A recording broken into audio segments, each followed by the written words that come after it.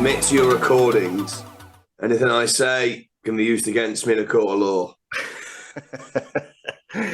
Hello, everyone. Welcome to this week's podcast of That's Mental, Mate. I'm joined today by old flatmate, theatre entrepreneur, and tree in most things I've ever seen him in, Ryan K. Byrne. Hello, everybody. I've played some trees in my time. Oaks, willows, weeping willows, all of them. It's good to be here. It's good to be chatting to an old friend of mine, Bradley Chambers. All right. I would ask what's the crack, but that hasn't worked well for us in the past on our first meeting, has it? No, I didn't know what you were saying, mate. Turned up at Freshers, got into my room, nervous, first day in Liverpool. Northern Irish boy knocks on my door. "You're right, what's the crack?" And I was like, "Sorry, I don't know what you mean. I'm here for theatre. What's the crack?"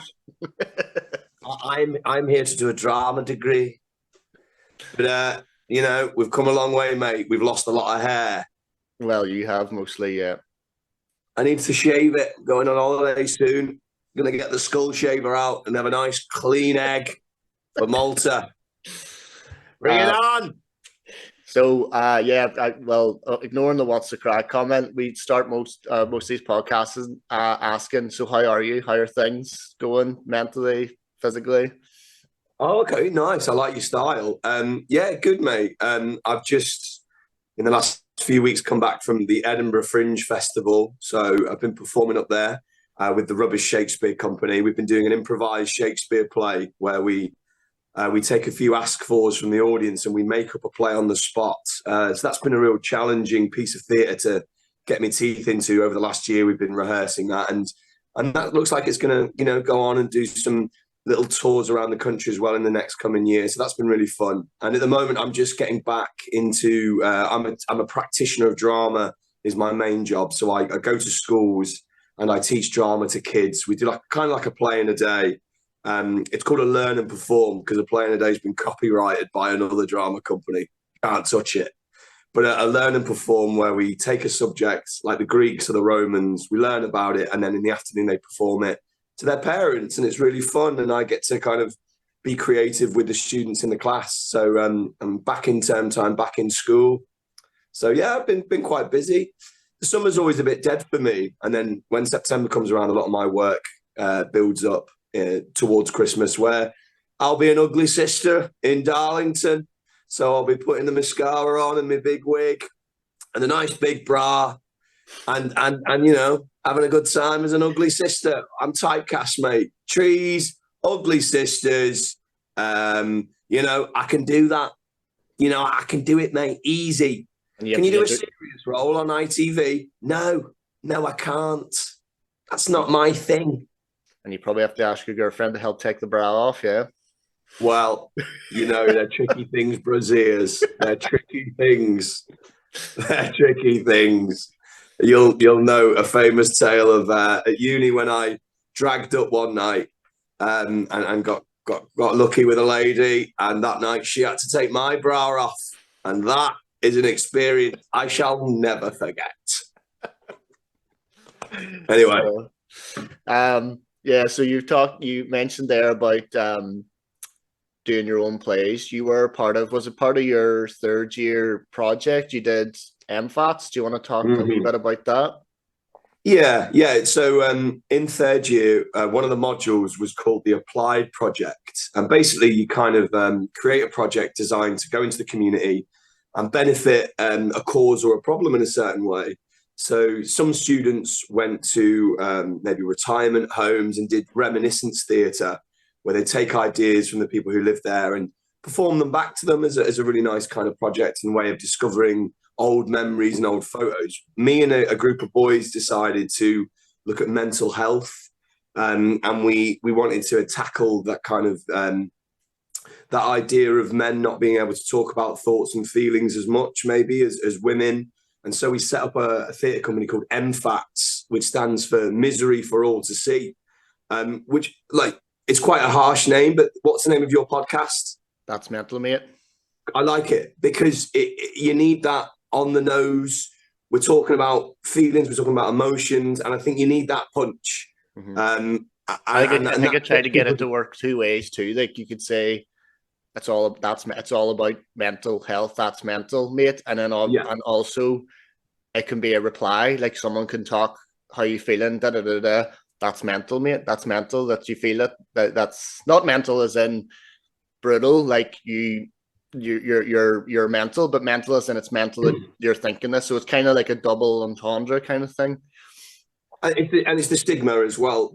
Calling someone mental is always had a negative connotation, hasn't it? You know, you're mental. Well, what does that mean? Do you know what I mean? Does it mean that you're not thinking the same as everyone else? Because lots of people think in different ways.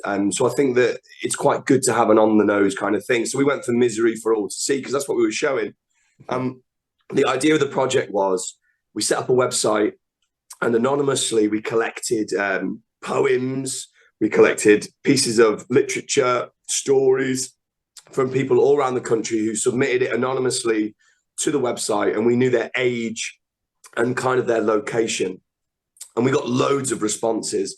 We worked alongside the Campaign Against Living Miserably, and they helped us out by sharing our message.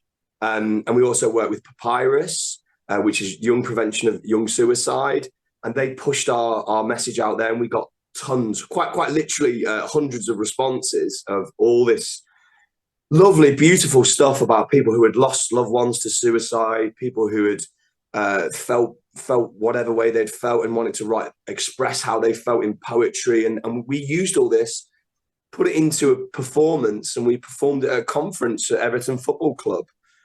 People really loved it. It was verbatim theatre, which means it's the real words of real people.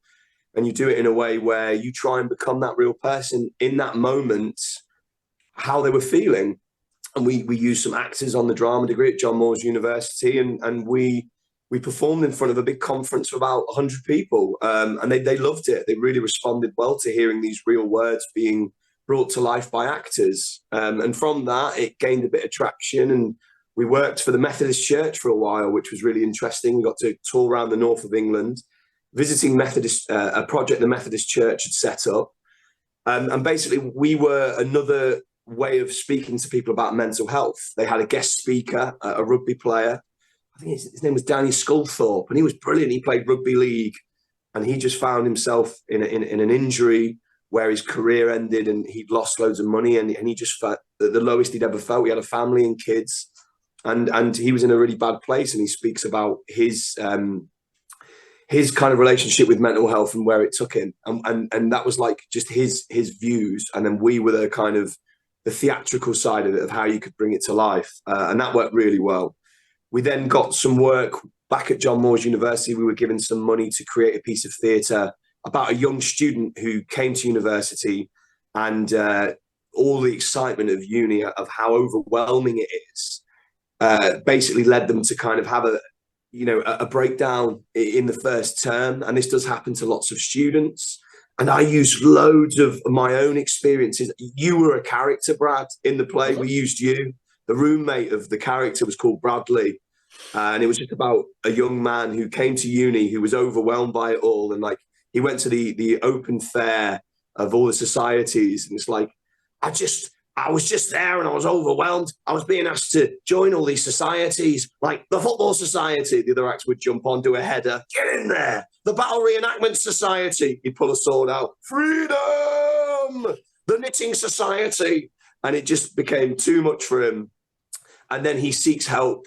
And Bradley gives in this leaflet to go and talk to a counsellor. And the University of John Moores has a brilliant mental health department, a counselling department, a well-being department is the right term, where students can go, and if they're feeling overwhelmed, they can talk to a professional counsellor and just air how they feel. And that got us into the whole counselling side of it, and how that can help young people talk about their emotions in a safe environment, and feel like they've got someone to express their feelings to. Because I think the big overarching thing about this mental health thing is a lot of men and women, but I think it is mostly men when we looked at the statistics, can't talk about it and need an environment to be able to talk about it. And that's really where it took us.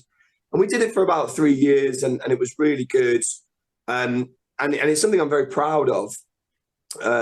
And you know, I think it's a really good way of highlighting mental health in a different way of using theatre and performance to do that. And that's really kind of my background of it. And I kind of work in theatre now still. I work mostly in schools. We moved away from that project, and it requires a lot of funding to do. And you know, you have to be very good at finding that funding. And I found it quite difficult to be able to find the money to be able to prolong the project and move it on.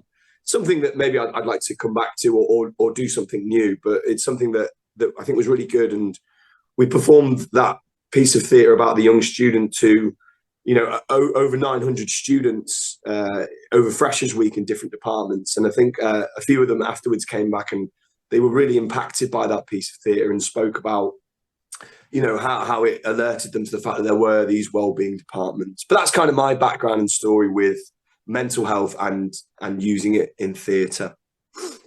But it was really interesting that you said that, because you could have went full throttle, like something really traumatic, but you used something so simplistic, like someone just struggling, and it could have been any number of them students who thought, oh, I've had nothing to complain about, I can't go to a counsellor, I've got nothing to say. But something just as simplistic as being at a freshers fair and feeling overwhelmed, like, that was brilliant that you used that as such a, I'm not saying it's brushed off as that shouldn't be a problem. I'm saying that it's something so pivotal that everyone probably has gone through, and some people can just walk through it and be fine, and other people can be like, whoa, and have no triggers or nothing like that. We talk a lot on the podcast about different people's triggers, what mental health means to different people, and what they do to make them feel better. And it's good that you use something so simple that anyone could relate to it. I think that's very interesting. I think what we did was, the thing is, right, I'm not a specialist in mental health. I've never said that I've ever been depressed. I've certainly had ups and downs with my mental health, like everyone does. But I'm not a professional, and I wouldn't ever try and pretend to be one. So with creating a piece of theatre, we can't go to the extremes straight away, because my knowledge of that is very low. So I wanted to create something that reflected what me and the actors who devised the piece could contend with. I had a director who, you know, Andy Roberts, who had been my flatmate for 5 years, and he's got a wealth of experience in this kind of subject. And he has a podcast as well, the Man On podcast. Go and listen to that one as well. Andy Roberts and Alex Medley-Carr is brilliant. Every week now. They talk about football and they talk about how they are, and it's brilliant. And those guys are fantastic at what they do. It's also very funny as well. It's very funny, and they just have a laugh, and I giggle my way delivering milkshakes to it. But yeah, he was great because he could draw upon his own experiences. He's been through counselling. He wouldn't mind me saying that, and he's you know, had that kind of experience that he brought to the play. But we can't go to the extremes of suicide or things straight away, because of our knowledge is at a certain level. So you can only tell the story of what you know. You can go and do the research. Now, luckily, when we did the applied project, the university put us through a course. It was called a Connect 5 training course, where we went and learned the basics of counselling, real basic training that a lot of TAs do, teaching assistants, a lot of teachers go through, to be able to contend with triggers and early warning signs that people may be suffering with mental health. You know, and there was loads of videos they showed us. A really good one was the black dog, you know, kind of looking at mental health like your black dog that follows you. People, they look at it in different metaphors, but the black dog was really good, and it weighs heavy on you. And I had a black dog, and it was called depression. And the black dog could get bigger and bigger, and it could be in every room you go in. It could be in every social gathering that you're in. It could be at pre-drinks. The black dog could be when you're talking to your parents. And by the end of it, the person in this video, you never get rid of your black dog. You can't vanish it. It's always going to be with you, but you can tame it. You can learn it. You can teach it new tricks. And these were great metaphors of how to deal with mental health. And in the real world, they turned into things like going for walks, making sure you're checking in with friends on WhatsApp chats that haven't spoken, going for a cup of tea and just talking. It might not be about your mental health, it might be about the weather. You know, making sure that you're getting into routines and avoiding triggers and things that we know can affect our mental health. I don't know about you, but anything can affect my mental health. Not getting enough sleep, the weather, the political climate of the country. It's things like my bloody football team losing. You live with me. When Leicester City lost, what was I like, mate? You got into the bath with your clothes on? Mate, got relegated last year. I was in the bath. That's a different story. You're talking about when I failed my third driving test. Driving test. One major, third, I'm 17. I got a major for going too slowly. No, not fair. I got home, 17-year-old Brian, full head of hair, leather jacket on. Oh, God. I didn't know what to do, Brad. My mind was spiraling out of control. I ran a lukewarm bath and I got in it fully clothed. And I went upside down with a snorkel on. My mum turned up and screamed. She thought, she thought something serious was happening. There you go, mate. You shouldn't laugh. Are you mental, mate? Maybe you could accuse me of being mental at that moment. But there we have it. We're strange people as humans. We deal with things in weird ways. And I think it's just, this thing that we call mental health. It's like, for years and years, it's this modern science and modern medicine has come on so much, and we're beginning to understand that our brains are very complicated things. And, these things called dopamine. When you go for a run, you get hits of dopamine. When you see your friends, you get these positive hits, and we're full of chemicals, aren't we? And there's a balance, and occasionally that balance goes the wrong way, and that's it. And, the big thing at the moment, I think we're getting really good at it.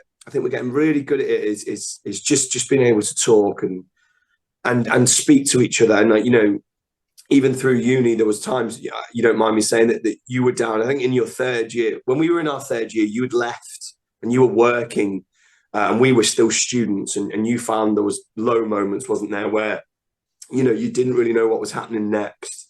And I think the great fear of what happens next is a lot of the reason why people feel low and like not themselves, and money and this cost of living crisis and coming out of lockdown. There's, I think we're allowed to afford ourselves a bit of slack. There's a reason why a lot of us are feeling shit, pardon me French. And it's a lot of things have happened in this world that have affected us. People are struggling to put food on the table for families. I deliver milkshakes for a living on the side. And I've got a lot of fathers who are sat with me delivering, and I'm like, what are you guys doing? It's like, I can't afford childcare. My normal job doesn't cover it, and I've got to do this extra job which pays for that. And I know that affects fathers, and fathers is a big one for me. My brother's just had his second child, and I just know the stress on young dads and what they're going through. And to have a safe space or someone to talk to, I think is really important, whatever it is. But again, going back, sometimes there isn't a cure. When you've got people who are clinically depressed and they have darkness within them, sometimes there's not an answer, and that's when things go bad. And we're allowed to say, if you're going to peep under the rock of this subject of depression, you have to pull the rock up and say that unfortunately over 6,000 people a year take their own lives.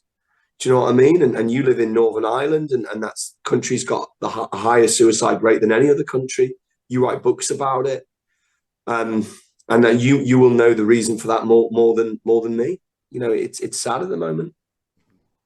Well, I think in terms of Northern Ireland, like you're my first guest that's outside of Northern Ireland, so a lot of it is down to resources and lack of. But then a lot of do you remember 6 Degrees and Dairy Girls?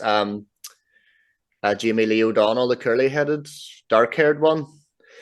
She did a documentary recently about mental health, and there were studies that showed they think it's the result of the Troubles, and people just not processing what happened, and then their kids are affected and so on and so forth. So there is just new studies coming out all the time about it, and it's good that there is, because otherwise you might not have known that. Mate, it's environment, and I believe it's the environment. I've seen it.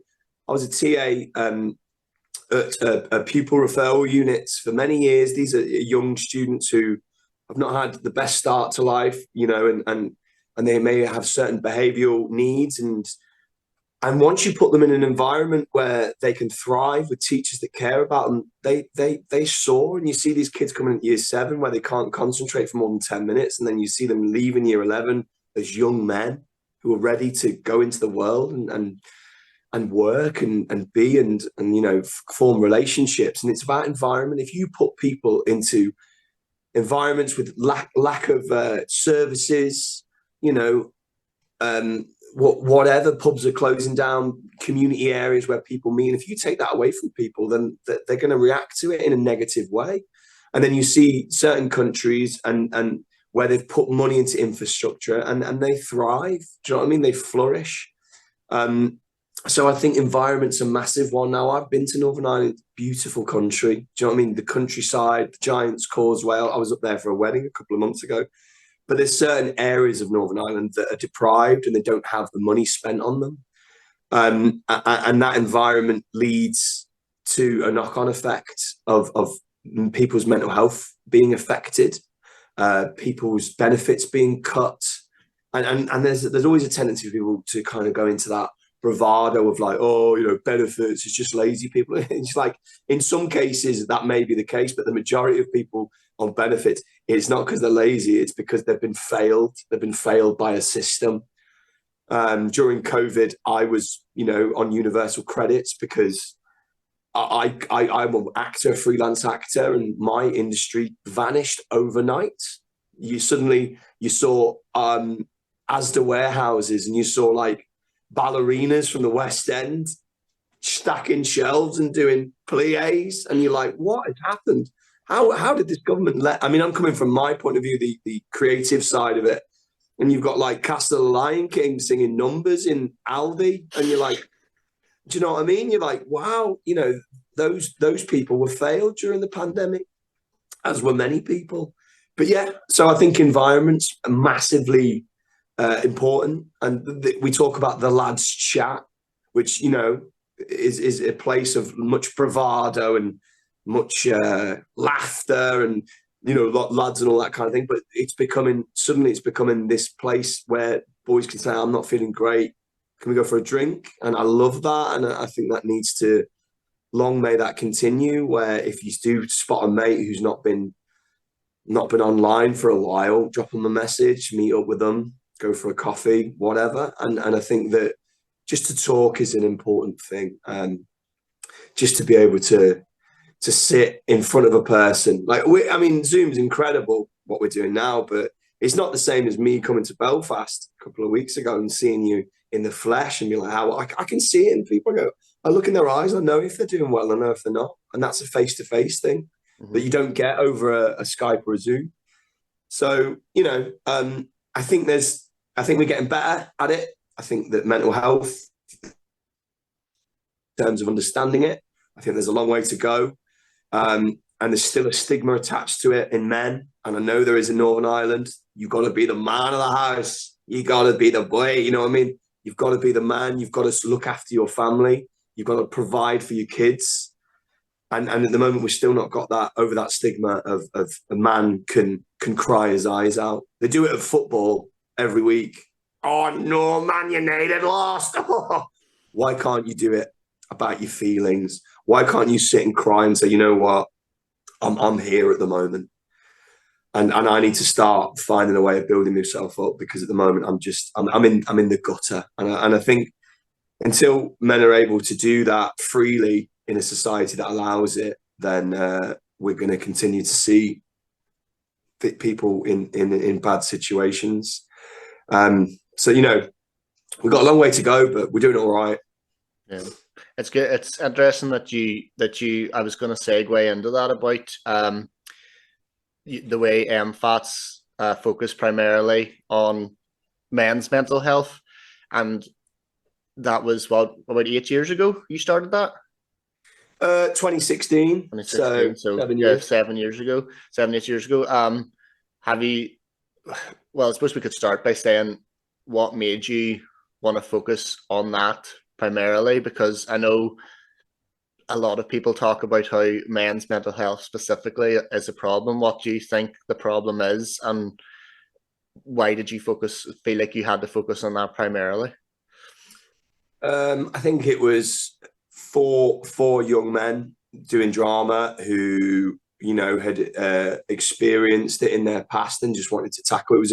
To be honest, it started as an interest of like, this could be interesting to do theatre around this. And then I think it grew into something a little bit more. But what you say about what are the triggers and things, I think I covered that with the stigma of it all, of like man up. And that comes from the fact that in the 20th century, a lot of things happened. There was lots of great wars and, you know, men and women. There was a lot of suffering.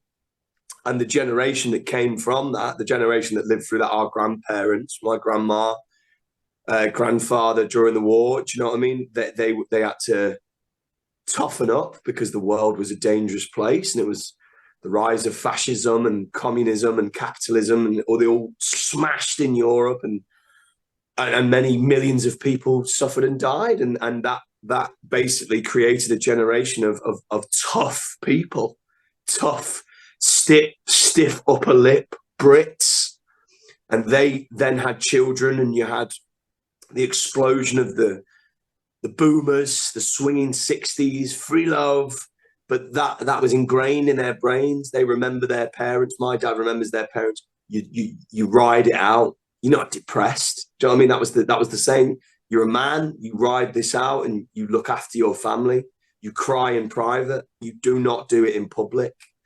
And then that kind of there's a fallout, shall we say, of that within my parents' generation, where they still have that attitude.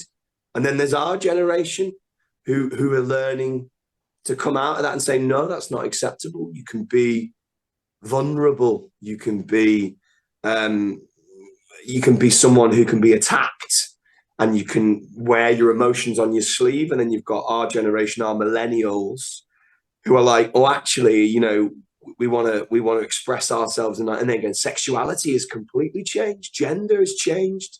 These things are changing faster than they've ever changed. There was thousands of years of a certain way, and then suddenly within the last 100, we've had this explosion of identity, and that's caused a lot of repercussions in our mental health and people accepting it or not accepting it.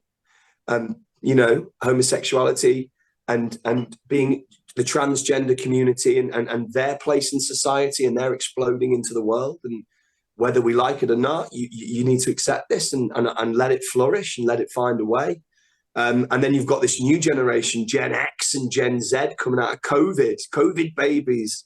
So all these generations have had a trickle down of a belief from the previous generations, and are learning new ways of dealing with mental health. And I think that's massive at the moment. And slowly we're learning to accept it more and more. And I think maybe it might take 2 or 3 more generations, but who knows what the future is going to look like. But I do think that learning about our history and the way that humans have interacted for the last 1,000 years is important in understanding why we are, why toys for boys are still blue and toys for girls are still pink. Luckily, I've got a great girlfriend who takes me to see the Barbie movie, and I realise now I'm Knuff, and I've always been Knuff. Yeah. And I think that, you know, there's lots of breakthroughs occurring. But again, it's this thing of like, there'd always be a backlash. When you get people fighting their cause, there's going to be the other side, the backlash of, no, you know, men need to be masculine. You know, the Andrew Tates, these people, it's like, no, you got to be manly. And it's like, you know what? There's nothing wrong with being manly. That's still important and will remain forever. But if it's at the cost of your mental health and breaking down and stop functioning in your job and what you do, then we need to sit down and have a proper conversation. Just shouting, get to the gym and be a man, I don't know if that's the answer. But exercise, getting out and going for walks, that is that can help a lot of people as well. So, it's complicated. I get complicated by it all.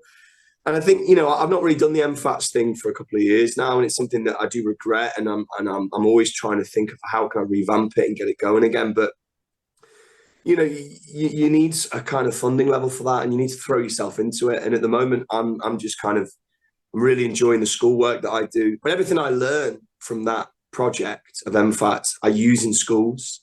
And when young students, I can see it. I can see it when they're going to go into a crisis. I can see it when a student's having a bad time at home, and I'm only there for the day. And I think it's really important for teachers who are already underpaid and overworked to have that extra tool in their arsenal of understanding when their students are not in the perfect place and need a bit of help or a bit of time out. So it's huge, this thing, mental health. It's a big old cloud that you can't even imagine trying to get your head around. But even to understand it a little bit, I think helps men and women a lot. Women are great at this, chatting and talking. They're very social beings. I'm mass generalizing here, and I'm allowed to. They're very social people. And I think that men can learn a few tricks from them in being able to communicate emotions more. As you've said, eloquently, should I say, about the generations. My next question was, do you think it's getting better? And I suppose you've basically answered it as a generation kind of answer. Yeah. But have you noticed it yourself in your own friendship groups that it is getting better and easier? Or so I know you've got a lot of lads friends and football. Massively, mate. Massively. My mates are doing podcasts about it. I did theatre about it. We always put in the chat if we're going out for a drink, and it's an open invitation. It's not a private messages. We're out tonight to have a drink. Come along. Do you know what I mean? It's that, and like I think a big one for me is my home chat of I'm from Leicester, and my Leicester mates who are around the country now. We don't see each other very often, and weirdly during that lockdown, which affected so many people, I remember seeing my mates more than I've ever seen them. We Zoomed every Thursday and whatever, chatted, did quizzes, played poker. And again, modern technology, although I spoke about meeting face to face, there's nothing like it. You're sat in Belfast, I'm in Liverpool, and we were able to have this chat. But it's two sides. It's brilliant for us because we can talk and you can have that outreach. If someone lives in New Zealand, you can chat to them in a second. But I think also you then got this work culture that's moved online. And I think it's brilliant because you can work from home now. And my mates who work from home swear by it. They're like, I get to work from home. I do 2 hours. I can then go down to the room and get a coffee in the park. I feel brilliant. And I think if you're a person who can manage themselves really well, then it's great. But I think there's another lot of people who this work from home thing is affecting massively in a negative way because they've not got that office environment. They've not got that face-to-face thing. And if they don't have that inner thing to be able to get up and go out and get fresh air, then they can get stuck inside for days and days. And I think that's a negative thing. So I think there's two sides to it all. But I do think as a generation, we're getting better. I mean, you just got to look at counselling and the charities that are out there. There's so many of them. Calm, Papyrus, Samaritans, Women's Aid, all these helplines where someone's there to talk to you. That wasn't there 30 years ago. It just wasn't. So I think we are getting better. But every time you take a step forward, that there's a new web that you have to traverse and go, I didn't think about that. Do you know what I mean? I didn't think that what Zoom would do to the work culture. I don't. You don't think about things until they happen. So I think it's very complicated. But I think what we're doing now is positive, and I think we should carry on doing it. So it's a tough one. But I think we're getting better.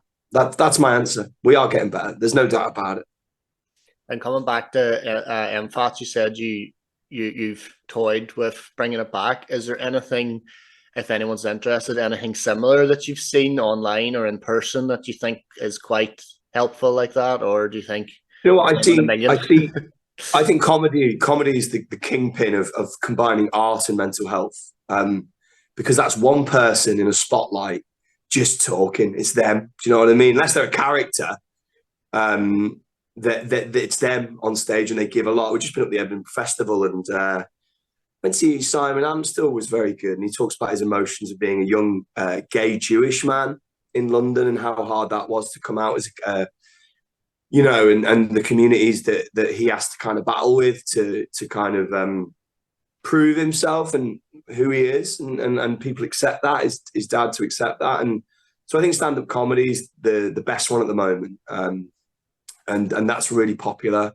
People getting on a mic, being funny, but then talking about the down times and when they're at their lowest and making that funny is brilliant. We did a stand-up we did a mental health thing in uni where we all did a bit of stand-up. Remember, my sketch was being on Take Me Out and seeing all the red lights. And I used to panic. Oh, I'm terrible with women. I just panic, mate. I get on stage in front of 500 people. That's fine. I used to go on dates and be like, how many brothers and sisters have you got? And they'd be like, this guy's weird. Get him away from me. You know what I mean? I just can't do it. So, you know, and I use that in my stand-up routine of like being like, Paddy McGuinness being like, right, Ryan, you got one question and one question only. And remember, no like it, no lie it. And I just panic and go, hi, girls. How many brothers and sisters have you got? And then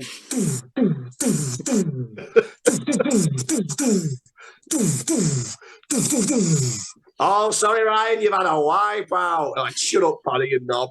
And then I just go home alone and get a kebab. Fine. That's fine by me.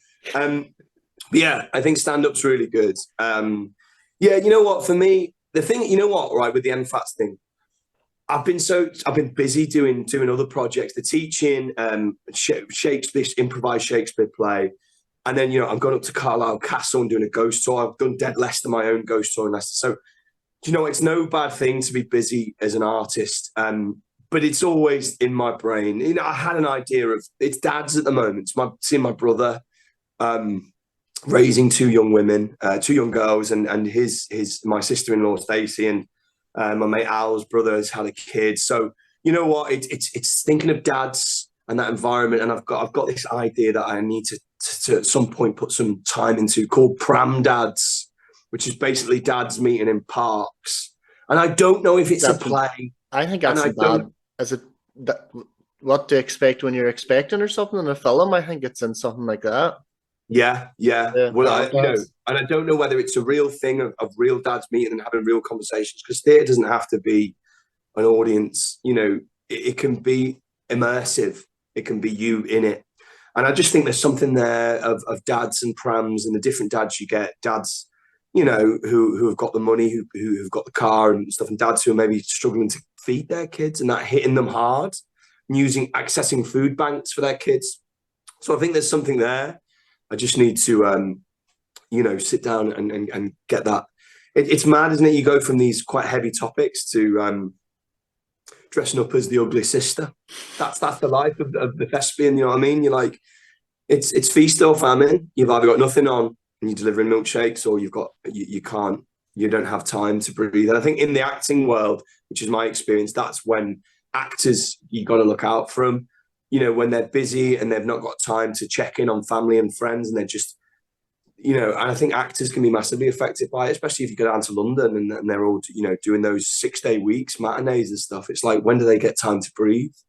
When do they get time to go out and stuff? Because you just an actor has his emotions bubbling away all the time, because he or she's got to go on stage, or they have got to become a villain. They've got to become a mother. They've got to become, and I always worry about performers, and I see it in actors all the time. I see them end their careers, and they're just like, I can't do it anymore. I'm going to go and do something else, because they've just been playing their emotions so high, they've forgot to think and look after themselves and think about life. And yeah, we were just talking about like you say, actors in the industry of like many of them kind of moving into other sectors just because of finance, not getting paid enough, and life taking over. If you want a family, if you ever want to dream of owning a house one day, then the arts can be very lucrative, but the majority of people in it don't earn that much money. So, you know, I see that a lot with actors of questioning why they're doing it anymore. which is a really big shame. And I've been there as well, thinking like, is it worth pursuing something? And that's why you kind of, to really succeed on the level I work at, it's kind of like you go down lots of different avenues. You're a teacher, in the summer, you can go to summer schools and do drama games with kids.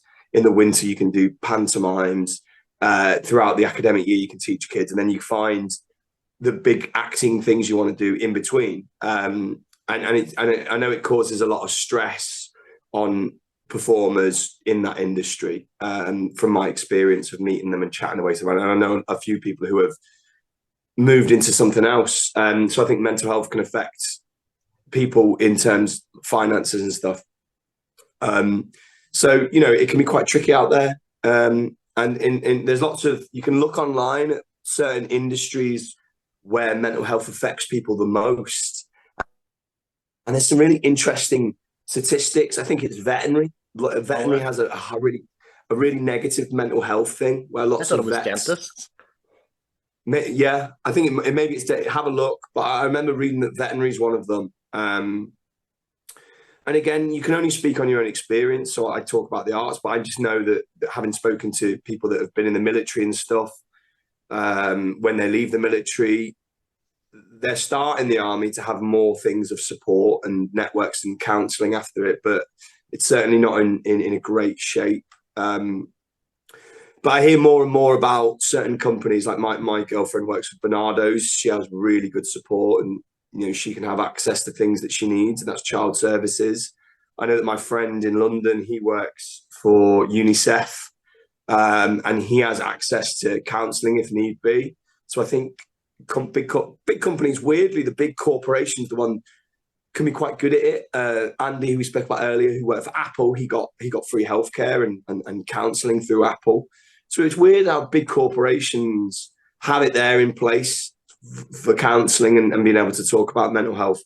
Whereas maybe in the smaller side of it, small businesses and bars, I think bars is a big one. My mates run a bar in town, and they're the guys that do the podcast, but little bars and enterprises, it's like, how do you know how your staff are doing, with their mental health? People who work for McDonald's, KFC, how is there a track on how they're getting on emotionally, and if they need that time away to help themselves? So, it's certainly getting better, as we've said, but we've got to explore more ways of communication to stop people feeling shit and down in the dumps. Now again, there's a massive difference between people who are having a bad time and people who are at the extreme of mental health, whereby they're thinking about taking their own life. There's a difference there. So we need to kind of distinguish that and be able to kind of early days understand why people spiral out of control and get to that point, I think. Yeah, very good. So I think I've asked this, but I don't think you answered the question about is there anything quite similar to MFATs that you've seen? If anyone is interested in going to see it, can you think of anything at the top of your head? Or there's certainly theatre companies that tackle things out there. There's a company called Ugly Bucket Theatre, which are based in Liverpool. A friend of mine, Grace Gallagher, runs that, and they tackle taboo subjects. I think they're looking into food banks at the moment, and they've certainly looked at mental health. They wrote a show called Boast Uni Blues, which was about leaving uni and just being dumped into society and told to deal with it and finding your way. They've talked about clowning, so there's theatre companies like that out there. There's loads of great TV and stuff, and like what you spoke about, 6 Degrees and Dairy Girls. You know what? I think the difference is now that we know that mental health is part of everyone's life. So really, any story involves it. You look at classic stories, even Shakespeare and Hamlet, and it's just riddled with Hamlet coming to terms with with his identity and life and death, and it's in Greek theatre. The Greeks understood it. You know, lots of the great ancient Greek texts like Electra, they deal with mental health in quite a big way, you know, and it's more physical. It's screaming, it's pain, it's anguish, it's losing loved ones. And you see that riddled through Greek theatre with the characters of it, and through Shakespeare and up to now. And I think every story will brush upon mental health. And I think weirdly, the more we put it into mainstream theatre and performance, you got to remember most people watch kitchen sink stuff like EastEnders and those dramas, Coronation Street, and they deal with. I'm sure they're probably cooperating that kind of stuff in as well. But it's just not streaming; it's all underlying, like you said about the Greeks. It was there, hidden in plain sight, basically. It is. It is. There's not, and really, if you set out to make a play about mental health, you kind of attach. I think you're approaching it in the wrong way. We set out with our story, They Call Me, about the university student, to make a story about a young man coming to university. And the mental health stuff was on the side. That happened to him. But we set out to tell a story. If you set out with, I want to make a play about mental health, I think you got to find the story first. Mm-hmm. I want to make a play about young dads who raise children and the effects that mental health has upon them. Mm-hmm. That's what you're exploring. Yeah. I guess that's quite similar to my books, like In Too Deep. I wanted to tackle the stigma in Derry, especially, and suicide rates jumping the Foyle Bridge. And that's where I got the idea for Ava. And Ava's mother committed suicide. She's grown up and started a charity in her mum's name, trying to tackle. There's a politician that is fighting for a net to be put on the Foyle Bridge. And she's like, that's not the option. That's not the correct option. It might save some people's lives, but it's not going to stop people feeling suicidal. And it's kind of like that was the idea. And I seen it on Facebook one time, and it just came out of me. So brilliant. I think I know what you're kind of getting. You're saying I didn't set out to be like, right, I'm going to write a book about mental health, but it just intertwined its way into the story. And I think like I've had really good reviews and positive messages from it, saying that it's very good how I handled it and that kind of thing. So I do see where you're coming from as well. Yeah, definitely. You know what I mean? Like, I don't think you need to have that as the main subject matter. It could be fatherhood. It could be motherhood. It could be football. It could be Northern Ireland. It could be Londonderry. You know what I mean? We all have communities, and our community. What I spoke about a rugby league player earlier called Danny Sculthorpe and his work. What he did was brilliant. He went around and did talks, and then he'd speak about rugby league, and he invited dads and sons to come to a night of meeting a rugby league professional rugby player. You'd have a pie and a drink, and then you talk about mental health. And it's no one wants to sit and talk about suicide. No one does, because it's a horrible subject. And it ruins, it devastates people who have lost brothers, fathers, mothers. But people do want to come and have a cup of tea and a slice of cake and talk about the day and talk about their kids and talk about their loved ones and what they love, whatever. So let's do that. And then on the side of that, let's ask how you are, and let's ask if you're coping all right, how you've been, how you are. You know, let's not just go, you come and talk to me now about mental health. I don't think it works like that. I think you say, do you want to go and watch the match? Yeah. Watch the match, enjoy the match. And afterwards, people who are suffering will tell you, if you ask them, how's it going? I've been at home and like, I've just been really struggling. I've not found the work I need to pay for riding, like whatever. And often the people who are stubborn, who don't want to say it, you ask them twice. Yeah, I think it's Roman. Is it Roman Kemp that said that? Ask twice. Great, brilliant. You go, how are you? I'm fine, mate. Everything's fine. My girlfriend says I say fine too much. Fine's this word that doesn't really mean much. I'm fine.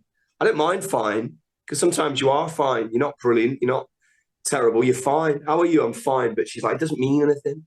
Someone says they're fine. You go, you're not. You go, how are you really? And then they go, oh, well, actually, whatever, this happened. And then boom, you're away. And that conversation It could be lead something to, as simple as I'm stressed with work, or yeah. I'm struggling for my bills, or it doesn't need to be a catastrophic tragedy. Listening is a really underrated skill. And, I've said that on a podcast with you where I've basically just spoke at you. And I I'm was sorry going to for that. say the amount of But times you listen, said your ears just don't work. look at them, mate. Look how big they are, right? I got Vodafone turned up and were like, they were going to use them as a radio transmitter for the new phones. They put them on the buildings. They were going to attach them. So when I walk around, it's. But yeah, you're right. And I don't listen enough. And it's one of my things I want to get better at, sitting and listening. And I do it better now. And communication is key, isn't it? And just, understanding people, what their needs are and stuff. But then, there'll be someone who will come on here and be like, I don't think that what I've said is correct, and that what you need is routine, healthy food. You need to drink water. We drink water. This stuff, man, water is so important. And I've seen that. Stop drinking crap. There's a YouTuber, a TikToker, which I quite like. He just tells people off. His name's Eddie, and he's like an old bodybuilder. And he just goes on YouTube and he just says, "This is shit. What you're drinking," and it's like Prime. It's shit. And he goes, "Drink water, eat meat, eat eggs." And he just tells you off, and everyone's like, "Oh, fuck off. Let me have my Monster Munch." But he's right. We do eat crap. Our diets are crap, and we need to eat better. And if you change that environment, if you have fresh fruit, if you drink water, if you have a comfy bed and are sleeping 7-8 hours a night, I do believe your world changes. Mm-hmm. When you're not sleeping. Me, I've just had, what I was like with my eczema. What I was like. I've just had it, Brad, mate. I've just had my eczema, nightmare eczema, a week of not sleeping and moaning on my arms, on my necks. Is it back again? I've got my hydrocortisone. Oh, what mate, are you allergic to now? I don't know, but you remember once there was a girl I was going out with and I was allergic to her. And you knew when I'd been to see her, you went, "Have you even seen that girl? You're fucking having." And I'd come back red, like a zombie from Shaun of the Dead. Yeah. It was the running joke that you finally found a girl that can stick you and you're allergic to her. Nightmare, mate. So, and that affects my mental health, my skin. So everyone has their triggers, that affect them. It could be a deadline, a stressful business meeting. So we all have our triggers. And when we find our remedies, we can carry on with getting on with our lives and enjoying everything that's great and good about living, which is family, friends, culture, sport, music. You love your music, and that's what makes you happy. And the people that are often in the dumps, the people that are really bad, they've lost their love of whatever it is they used to love. And you see it, and you see it, and you go, "What do you love anymore?" He goes, "I don't love doing anything. I don't love waking up in the morning." And you need to, and once you find that love, then you're on your way to recovery and getting on with our lives, because we're busy people. We've got a lot to do. I got to go, mate. I've got to go. But I hope that, I've said something that's useful. I'm not an expert on it. And I think that you don't have to be. You can do the small fixes. I'm not a counsellor. I'm not a mental health nurse. They're out there and they do an amazing job. But we as normal, everyday citizens, we can do our bit. Like recycling, do your bit, and the world will be a little bit better. You're the only person I could get on a podcast about mental health and plug recycling. Yeah, do your bit. Put your plastics away. With your milk bottles, fill them with water, give them a shake. Do your bit.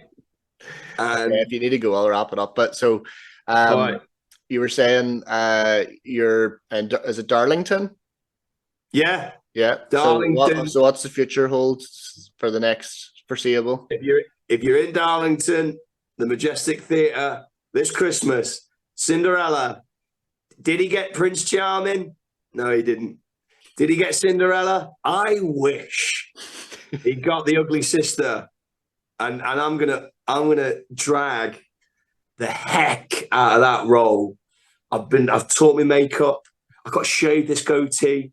I've got a massive brassiere. And I'm going to shake some booty up there for the people of Darlington. So get yourself down the Majestic this Christmas and come see Ryan K. Byrne. It's going to be a blast. I don't know how I've known you for 10 years and I've never thought your perfect role would be like an ugly stepsister or what's the official term in theatre, like pantomime's a dame? Well, I'm not a dame. The dame's a bit different. But yeah, in essence, it's drag and it's gone back hundreds of years. You get like, and again, going back to this kind of thing of like male masculinity of like men dressing up as women and stuff like that. Oh, it's not right. Fuck off. It's been going for thousands of years. Do you know what I mean? It's ridiculous. Yeah. Back in Greek times, was it back in Greek times? I studied classical civilization for A levels, and I don't think the women were allowed to be actors back then. I don't think. I know Shakespeare was male actors. Males played women. It may be the same, but Greek. You got to remember Greek performing. There was a lot of mask work involved. So female characters were portrayed with masks in the chorus. And thespian comes from Thespis, stepped away from the chorus and was the individual actor, and that's where thespian comes from. So, but yeah, come and check it out. But yeah, I mean, I've not asked you how you are once. Well, but sure, I saw you 4 weeks ago. Yeah, well, we'll have that episode in a few weeks probably because I've asked you to I'll come back. Pilot that. You're coming to Liverpool, aren't you, in a couple of weeks? Yeah, I'll be there in 2 weeks' time, yeah. See you there, mate. Let's do it. Let's get down Bar Savah and have a baked bean tequila. I think it's done. Like it's gone. No, it's not, mate. Is it still there? No, it's fucking not. It's next to Pop World. Savah, we'll go Mojo, then we'll go Pop World. Yeah. Belfast City, we'll do that, all that shit. So we finish off every podcast asking your individual, what advice would you give to someone who's struggling with mental health to make them feel better? What makes you, if you wake up and you're down in the dumps, what do you do that you know that's going to make you feel better? Find the will. They might not have it, but find that place in you which allows you to leave your house and find a park. If you have a park near you, and do one circuit of the park and come back, preferably in the day. Yeah, that would be my advice. Just find that moment to walk and be with yourself, be with your thoughts. And if you're really bad, find that courage somehow to message one person and say, I am struggling. Can we talk? And I believe in this world. I believe the good people of this world will help you, whether it be a friend, a mother, a son, or a father. Find the courage to send that message and say, I'm struggling. So try and find the will to walk and do a circuit of a park and find the will to tell someone. If nobody knows, you can't suffer in silence. And that's the worst thing we can do is suffer alone. You know, we're people that need people. Bread, people is like, that's it. People are like bread. They need to be needed. That'll do. That analogy will do. Okay, I gotta go. Right. Thanks very much. And I'll talk to you. My pleasure, mate. I'll see you in a couple of weeks. Bye. Anyone negatively affected by today's podcast, there are a number of links available in the bio to help.